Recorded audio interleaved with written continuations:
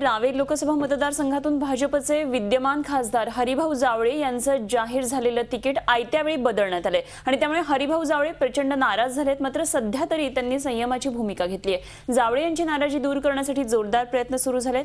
त्यांच्या भालोद या गावी रात्री उशिरापर्यंत पदाधिकारी तळ ठोकून होते। रावेर लोकसभा मतदारसंघातून पत्ता कापला गेल्यामुळे आता हरिभाऊ जावळे नाराज झाले आहेत।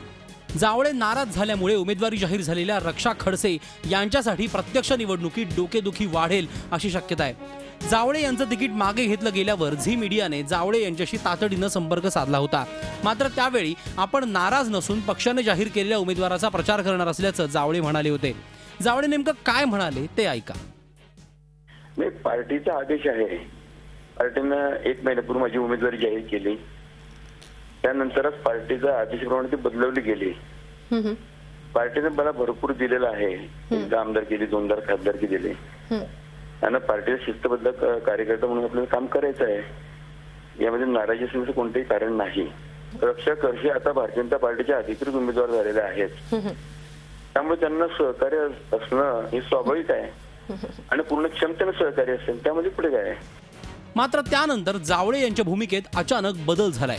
जावळे आता प्रचंड नाराज झाले असून त्यांनी आपलं तिकीट कापलं जाण्यामागे नेमकं काय कारण आहे अशी विचारणा केली आहे। म्हणजे मलाच माहिती नाही की माझी उमेदवारी कॅन्सल कशामुळे झाली, तेच तर मी विचारतोय पक्षाला की मला कारण तर परिस्थितीमुळे, तर परिस्थिती काय आहे हेच मला माहिती नाही।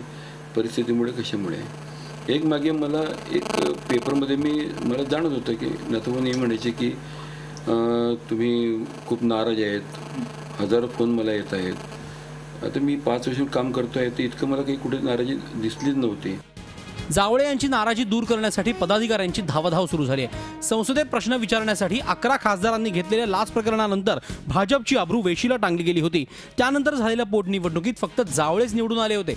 इतक्या अनुभवी खासदाराला अशी वागणूक मिळाल्यामुळे पदाधिकाऱ्यांनी ही नाराजी व्यक्त केली आहे। त्यांचं म्हणणं एवढंच होतं आणि ते खरं साधारणतः खरं आहे की मला थोडं वरतून दिल्लीहून कोणी फोन केला असता, एखाद्याने केंद्रातून किंवा प्रदेशातल्या एखाद्या मोठ्या नेते फोन केला असता मला किंवा असं असं कारण आहे आणि तुमचं तिकीट कापण्यात येतं आहे, डायरेक्ट हातामध्ये फॅक्स देणं, फॅक्स करून पत्र पाठवणं की तुमची उमेदवारी कापलेली आहे, कमी करण्यात आलेली आहे, हे मला वाटतं एवढ्या मोठ्या माणसाला की 2 टर्म 3 टर्म या ठिकाणी लोकप्रतिनिधी आहे, अशा माणसाला मला वाटतं ते थोडं अन्यायकारकच। बातमी येईपर्यंत जावळे प्रचारात होते, पण खडसे यांनीच मोबाईलवरून जावळे यांना प्रचार थांबवण्याचा निरोप दिला।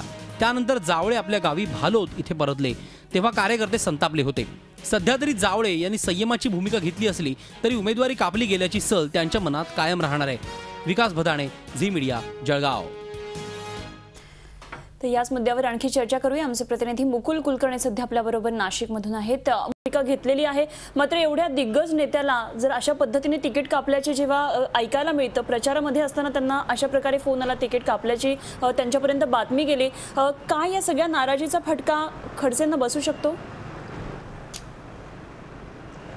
अनुपमा, निश्चितच जळगाव हा जिल्हा मूळतः विरोधी पक्षनेते एकनाथ खडसे यांचा बालेकिल्ला म्हणून समजला जातो। मागच्या वेळेस ज्यावेळेस निवडणुका झाल्या होत्या त्यावेळेस खडसे यांची महत्त्वाची भूमिका यामध्ये होती। हरिभाऊ जावळे हे विद्यमान लोकसभेचे खासदार होते आणि ऐनवेळी त्यांचा पत्ता काढण्यात आलेला आहे। याला कुठेतरी मागचे संदर्भ दिले जात आहेत। विधान परिषदेची जी निवडणूक झाली होती मनीष जैन विरोधातली, तर त्याची सल काढण्याचा प्रयत्न आता खडसे यांच्या कुटुंबियांकडून होणार आहे। ज्या पद्धतीने मनीष जैन यांचा विजय झाला होता, त्यांना स्थानिक काही शिवसेना म्हणा किंवा हितचिंतकांचाच पाठिंबा मनीष जैन यांना लागलेला होता। ती सल दूर करण्यासाठी किंवा तो वचपा काढण्यासाठी खडसे यांनी हे पाऊल टाकलेलं आहे। आता मतदार ऐन निवडणुकीच्या तोंडावर आपला पहिला खासदार त्याला डावलून रक्षा खडसे यांच्या किती मागे उभे राहतात ते बघणं औत्सुक्याचं ठरणार आहे। रक्षा खडसे या जिल्हा परिषदेच्या सदस्य देखील आहेत, त्यामुळे त्यांचा बेस एक चांगला आहे। त्याबरोबर एकनाथ खडसे यांचं नावाचं वजन त्यांच्या मागे लागणार आहे। एवढं सर्व असताना पण आता मतदार किती यांना पसंती देतात आणि हरिभाऊ जावळे यांचं जे दुःख आहे, त्यांची जी नाराजी आहे ती रक्षा खडसे यांना किती भावणार याच्यावरच निवडणुकीचं पुढचं चित्र स्पष्ट होणार आहे। झी 24 तास रहा एक पाऊल पुढे।